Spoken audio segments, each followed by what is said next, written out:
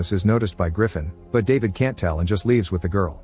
Meanwhile, a jumper teleports in the middle of a tropical jungle, only to get caught in a net of wires that keep tasing him and stop him from teleporting again.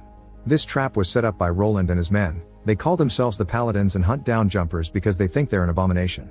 Roland kills the boy with no hesitation, then he gets a call about their next lead. Moments later, David returns to his apartment and finds Roland there, who has brought all the notes David has left in bank vaults through the years.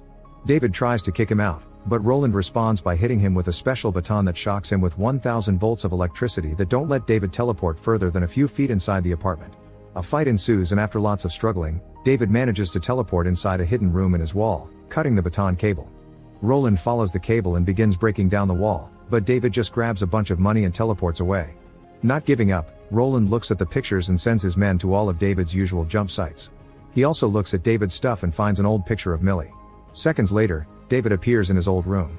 William hears a noise from downstairs and rushes to try to meet with his son, saying he feels like he's crazy and that David is welcome anytime. David only assures William that he isn't crazy before disappearing again. The next morning, David considers visiting William for good, but he can't bring himself to talk to him. Instead, he goes to Millie's house, and Millie's mother is so shocked to learn David is alive that she hugs him. She informs David that Millie is working at the local bar, and David heads there, only to feel like a coward again as soon as he sees older Millie. David tries to leave without being noticed and bumps into older Mark, who immediately recognizes him and begins asking questions.